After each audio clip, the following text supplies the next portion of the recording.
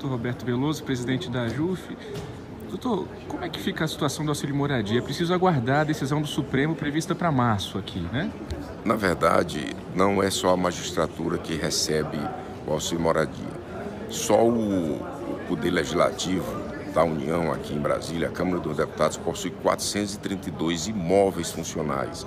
Se nós formos ver o aluguel de um imóvel desse, com certeza é mais de R$ 10.000. Isso é um auxílio moradia indireto, é um auxílio moradia in natura, ou seja, se fosse pago o auxílio moradia, que é pago para os magistrados, ao parlamentar, com certeza ele não poderia alugar esse imóvel.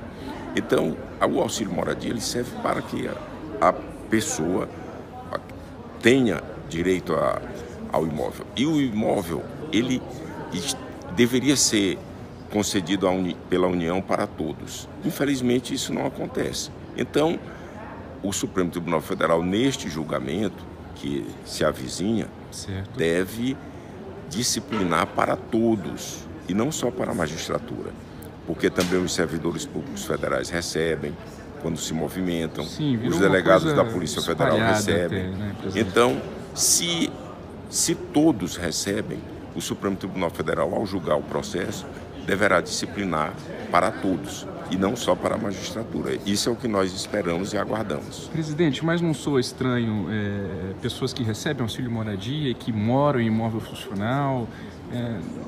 Não passa uma mensagem estranha para a sociedade? Eu acredito que, pela liminar que o ministro Fux concedeu, quem mora em imóvel funcional não recebe o auxílio moradia. Pelo menos no judiciário, isso acontece pela decisão do ministro Luiz Fux e também pela resolução do CNJ.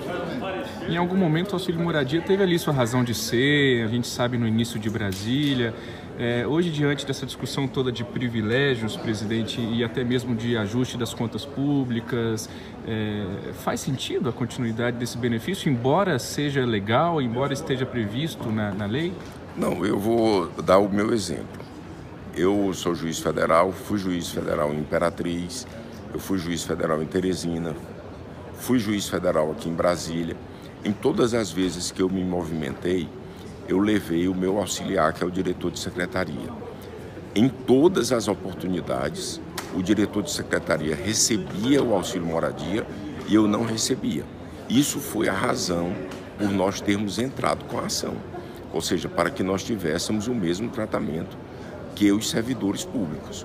Por isso é que eu volto a repetir, quando o Supremo Tribunal Federal julgar o processo, que ele julgue disciplinando para todos, e não só para a magistratura.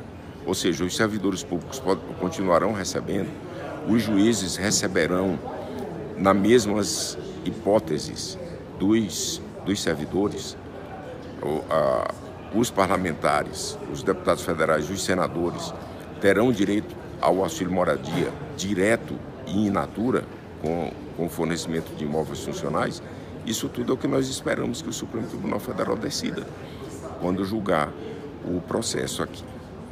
O senhor acredita que essa discussão, nesse momento que nós estamos vivendo, tem alguma razão de ser, visto que o auxílio moradia é pago já desde sempre, presidente, mas o fato dessa discussão vir à tona nesse momento e o judiciário, sendo até mesmo bastante alvo de críticas por parte de alguns setores da sociedade, o senhor vê alguma associação com o momento político que a gente está vivendo ou não? Não, na verdade, para o judiciário, o auxílio moradia só começou a ser pago em 2014.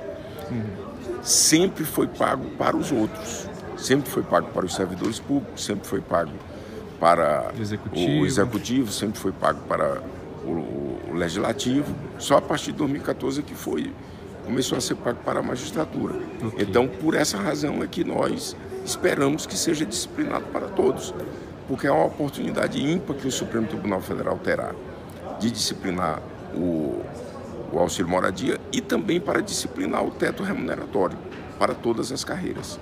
Há uma resistência grande na categoria, não é, presidente, em relação ao fim do auxílio? Por exemplo, o que a categoria tem reclamado é que todas as outras carreiras tiveram reajuste, algumas tiveram, além do reajuste, benefícios, bônus, como é o caso da Advocacia da União, que tem o bônus dos honorários advocatícios, ou seja, além do salário que já é alto, o advogado da União ainda tem, agora só esse mês, recebeu R$6.000 de honorários advocatícios. Até os aposentados recebem. Os funcionários da Receita Federal têm um bônus de produtividade, além do reajuste que foi concedido. Então, é essa a razão de a carreira estar reclamando. Ou seja, todos tiveram reajuste, só a magistratura não recebeu. Em razão disso, hoje, delegados de polícia do Acre, de Rondônia, estão ganhando mais, os delegados estão ganhando mais do que os juízes federais substitutos, os auditores da Receita Federal estão ganhando mais do que os juízes federais, os advogados da União estão ganhando mais do que os juízes, os defensores públicos estão ganhando mais do que os juízes e os consultores legislativos e os advogados do Senado irão ganhar mais do que ministro do Supremo Tribunal Federal.